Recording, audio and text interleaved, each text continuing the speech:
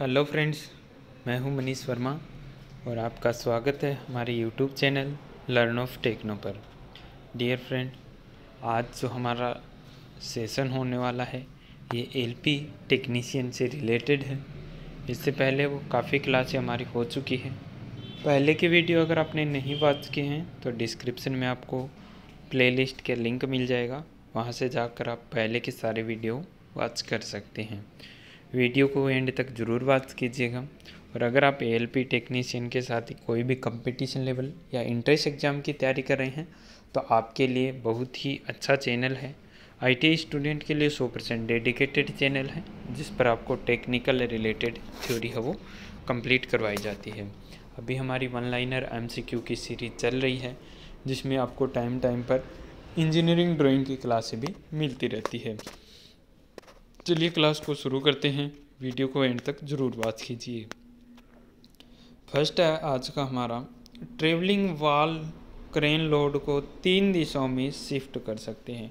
Travelling wall crane load है उसको 3 दिशाओं में शिफ्ट किया जा सकता है। ठीक है, 3 दिशाओं में उसको क्या कर सकते हैं, लोड को ट्रांसफ़र कर सकते हैं।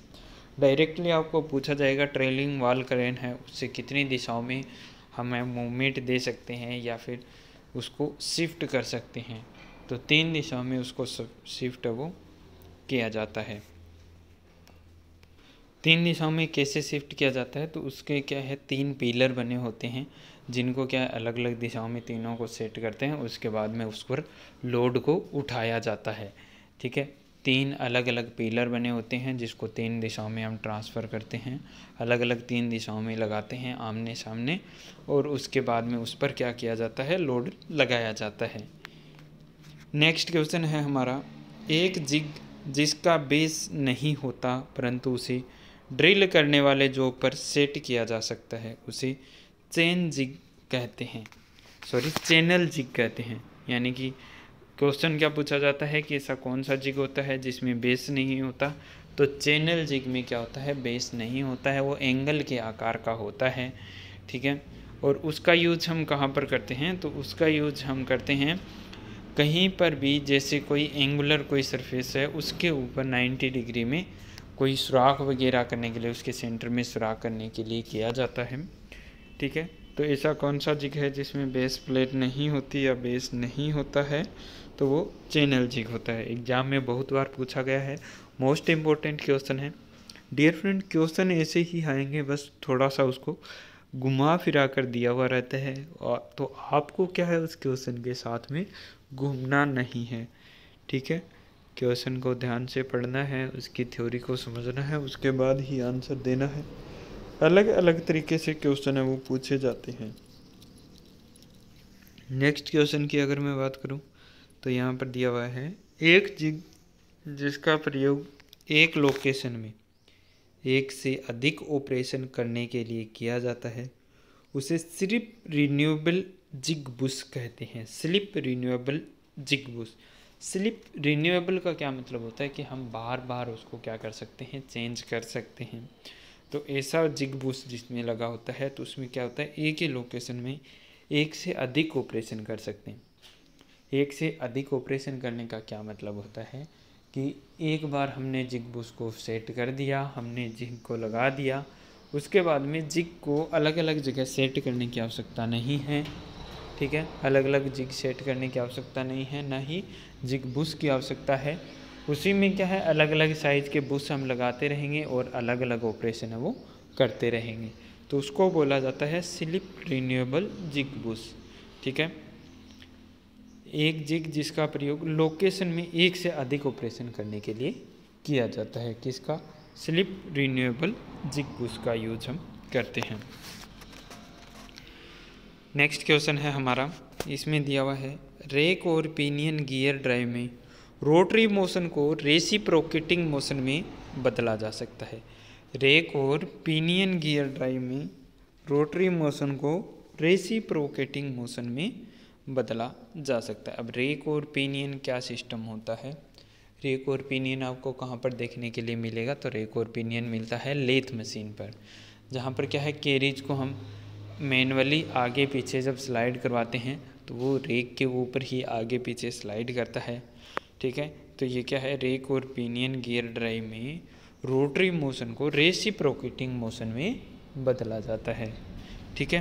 पिनियन क्या होता है, पिनियन गियर होता है जो गोल गोल घूमता है, और रेक क्या होती है जिसके ऊपर आगे पीछे स्लाइड करता है। यानी रेक होती है एक पत्ती के आकार की जिस पर दांते कटे हुए होते हैं, और पिनियन जो होता है वो हमारा गियर होता है जिसके गियर के दांत है वो पत्ती के दांतों के साथ में मेश करते हैं, और उसके बाद में क्या करते हैं, आगे पीछे वो मूवमेंट लेता है, ठीक है। नेक्स्ट क्वेश्चन है, एक डिवाइस जो कार्य को पकड़ता है, कार्य को लोकेट करता है, निश्चित पोजीशन पर टूल को गाइड करता है, उसे जिग कहते हैं। अब जिग और बुश में जिग और फिक्सर में भी बहुत ही डिफरेंट होता है, ठीक है। कई बार पूछा जाता है, इंटरव्यू वगैरह में ये चीज़ें ज़्यादा पूछी जाती हैं।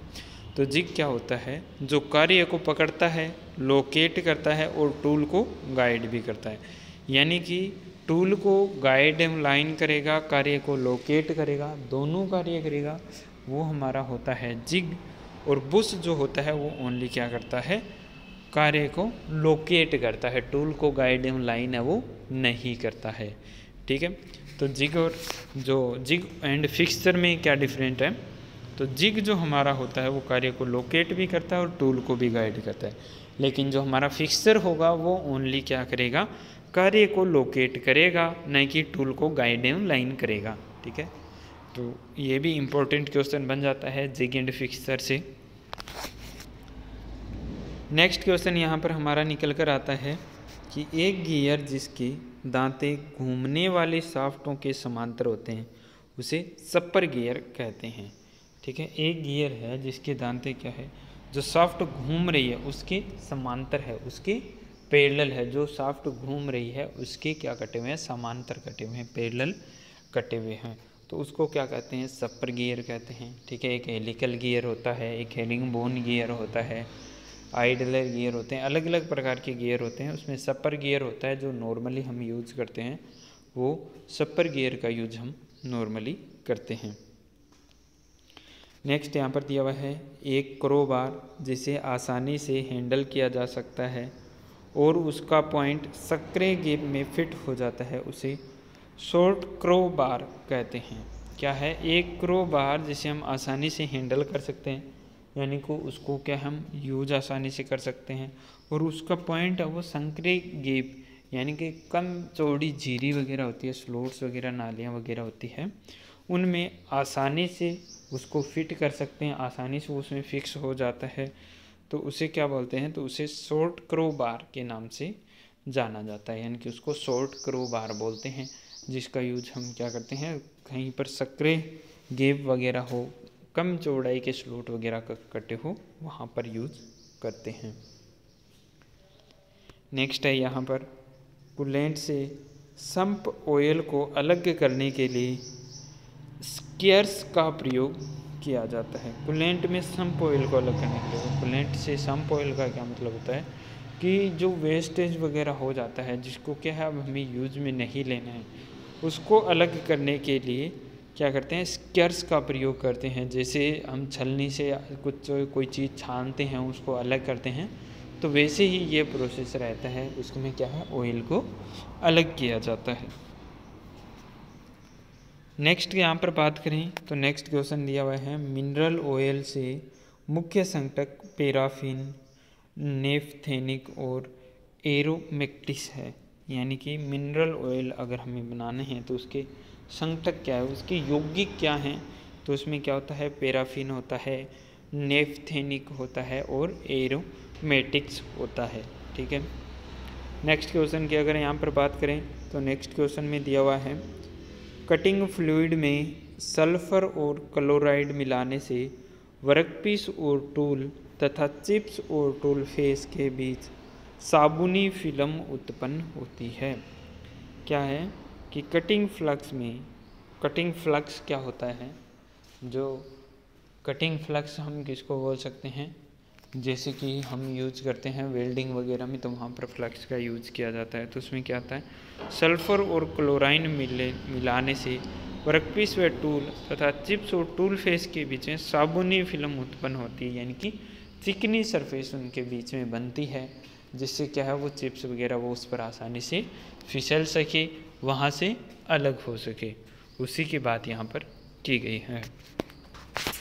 नेक्स्ट क्वेश्चन है, हाइड्रोलिक ऑयल बहुत कम कंप्रेसिबल होता है। हाइड्रोलिक ऑयल जो होता है उसको क्या हम कंप्रेस नहीं कर सकते, इतना ज़्यादा कंप्रेस हम नहीं कर सकते हैं, इसलिए इसका यूज़ हम कहाँ पर करते हैं, जैसे कोई भार वगैरह उठाने के लिए या कहीं पर फोर्स लगाने के लिए करते हैं, यानी कि उसको ज़्यादा कंप्रेस हम नहीं कर सकते हैं, ज़्यादा वो दबता नहीं है, वो इसके ऊपर क्या है ज़्यादा कंप्रेस नहीं होता, जैसे एयर है वो ज़्यादा कंप्रेस हो जाती है। ठीक है, तो उसके अकॉर्डिंग क्या है हाइड्रोलिक ऑयल है वो बहुत कम कंप्रेसिबल होता है। नेक्स्ट है यहाँ पर इसमें दिया है, हाइड्रोलिक सिस्टम में इलेक्ट्रिक मोटर प्राइम मूवर होती है।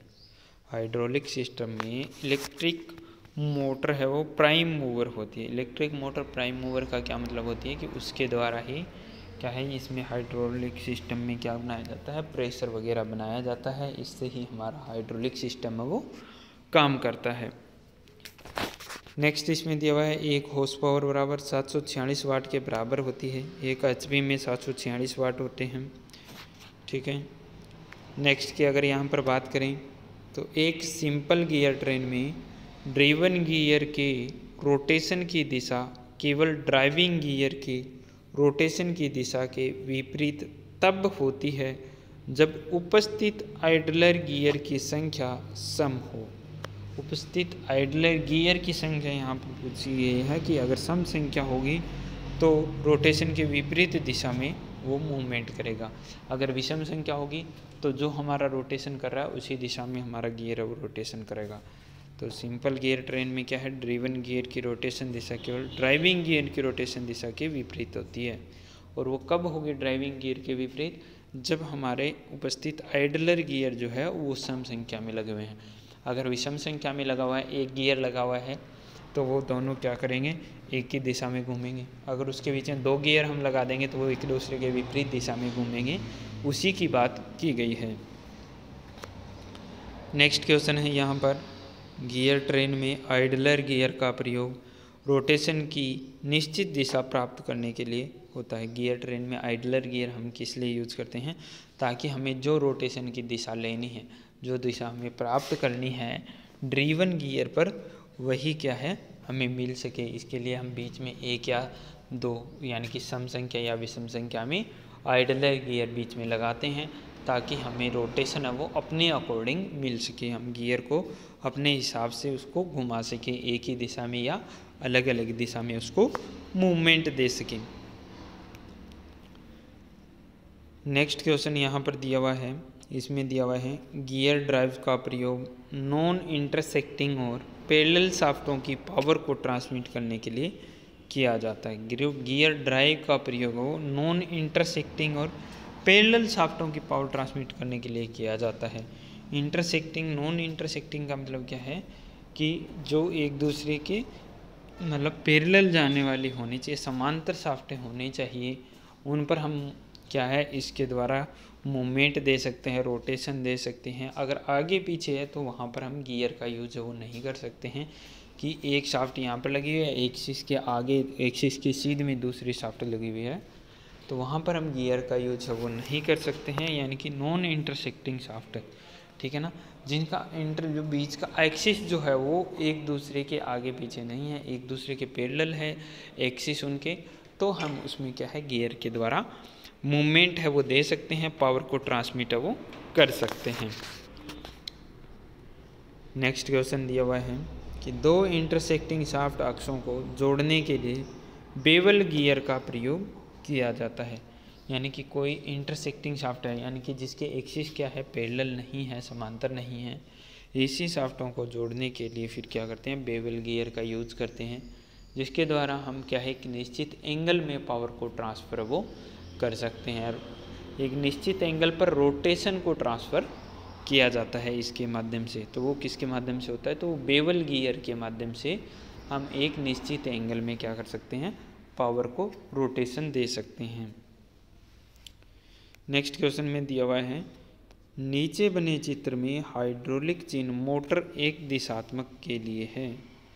ठीक है। ये नीचे फिगर दिया हुआ है, एग्ज़ाम में ऐसे ही फिगर दिया हुआ मिलेगा, पूछेगा कि इसका क्या मतलब है, ये किस कार्य में आया हुआ है, किस कार्य के लिए इसको बनाया गया है, या फिर एक निश्चित जगह पर आपको क्या है एरो मार्क करके और पूछ लिया जाएगा कि इसका काम क्या है। तो ये क्या है, हाइड्रोलिक चिन्ह मोटर के एक दिशात्मक यानी कि वन वे को क्या कर रहा है, प्रदर्शित कर रहा है, वन वे को डिनोट कर रहा है, इसके बारे में इसमें दिखाया हुआ है।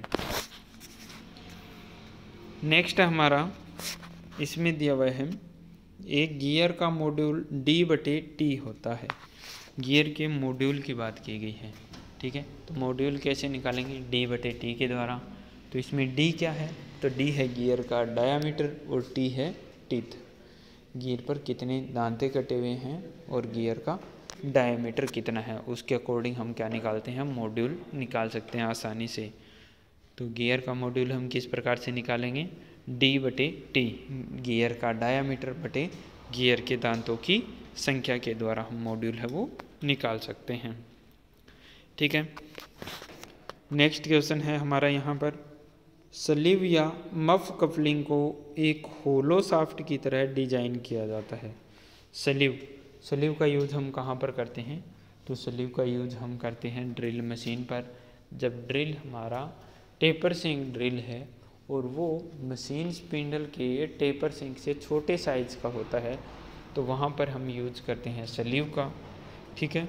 और अगर बड़े साइज का ड्रिल होगा तो वहाँ पर यूज करेंगे सॉकेट का। इसके अलावा मफ कपलिंग को एक होलो शाफ्ट की तरह डिजाइन किया जाता है, या तो हमारी मफ कपलिंग हो या फिर क्या हो, स्लीव हो। तो इसको होलो शाफ्ट की तरह डिजाइन करने का मतलब क्या है, इसको अंदर से क्या किया जाता है, खोखला बनाया जाता है, जिसको क्या होलो शाफ्ट के नाम से भी जानते हैं, ठीक है।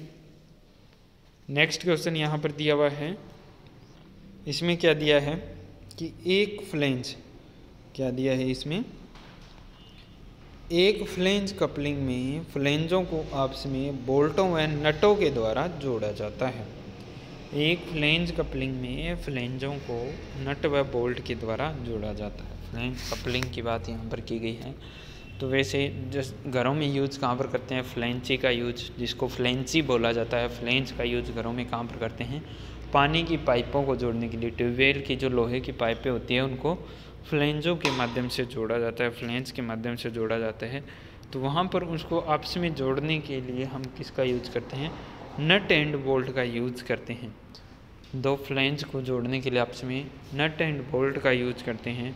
तो वहीं पर फ्लेंज कपलिंग में भी उनको आपस में जोड़ने के लिए नट एंड बोल्ट का यूज किया जाता है। और जब कपलिंग को हमें अलग करना हो, जब शाफ्ट को अलग करना हो, तो नट एंड बोल्ट को खोल कर क्या उसको आसानी से हम अलग कर लेते हैं, ठीक है। नेक्स्ट क्वेश्चन यहाँ पर दिया हुआ है कि एक ओपन बेल्ट ड्राइव का प्रयोग तब किया जाता है जब शाफ्टों की व्यवस्था समांतर हो और वे एक ही दिशा में घूमती हो। अब एक ओपन बेल्ट ड्राइव होता है और एक होता है क्रॉस बेल्ट ड्राइव। तो ओपन बेल्ट ड्राइव में दोनों शाफ्ट हैं वो एक ही दिशा में मूवमेंट लेगी। क्रॉस बेल्ट ड्राइव में क्या होगी, दोनों शाफ्ट हैं वो एक दूसरे के विपरीत मूवमेंट लेती है। तो इसी के बारे में बताया गया है कि ओपन बेल्ट ड्राइव का प्रयोग तब करते हैं जब शाफ्टों को व्यवस्था है वो समांतर की गई है, एक दूसरे के पैरेलल दोनों शाफ्टें हैं और वो एक ही दिशा में घूमती हो, यानी कि एक ही दिशा में उन दोनों शाफ्टों को हमें घुमाना हो, तो वहाँ पर ओपन बेल्ट ड्राइव का यूज करते हैं। वहीं पर अगर मैं बात करूँ क्रॉस बेल्ट ड्राइव की, तो क्रॉस बेल्ट ड्राइव में दोनों शाफ्टें वो एक दूसरे के विपरीत घूमती है, ठीक है। नेक्स्ट यहाँ पर दिया हुआ है कि जब बेवल गियर दो ऐसी शाफ्टों को जोड़ती है जिनकी अक्ष समकोण से अधिक कोण पर हो और एक बेवल गियर का पिच 90 डिग्री हो, तो वे क्राउन बेवल गियर जानी जाती है, ठीक है। यानी कि उनके एक्सिस है, दो शाफ्टों को जोड़ने की एक्सिस है वो ज़्यादा है और एक बेवल गियर का पिच एंगल, जो पिच बनकर आता है, जो एंगल जो बन के आता है वो 90 डिग्री है। तो ऐसी शाफ्टों को जब हम जोड़ते हैं तो उनको जिस माध्यम का नाम से जाना जाता है, ठीक है, जैसे बेवल गियर है, सपर गियर है, तो उसी प्रकार से उसको क्या है, क्राउन बेवल गियर के नाम से जाना जाता है। यानी कि वहाँ पर जो गियर हम यूज करेंगे उसको क्राउन बेवल गियर के नाम से जाना जाता है, यानी कि समकोण से अधिक है, 90 डिग्री एक्सिस से अधिक है, तो तो वहाँ पर क्राउन बेवल गियर आता है। 90 डिग्री पर होता है तो बेवल गियर का यूज करते हैं, यानी कि 90 डिग्री पर अगर मैच करना है तो बेवल गियर होता है, 90 डिग्री से अधिक एक्सिस पर मैच करना है तो क्राउन बेवल गियर के नाम से जाना जाता है। आज की वीडियो में बस इतना ही। वीडियो अगर आपको अच्छा लगा है, आपने एंड तक वॉच किए, तो वीडियो को लाइक ज़रूर कीजिएगा, अपनी राय हमें कमेंट बॉक्स में दीजिए। Wish you all the best. जय हिंद, जय भारत।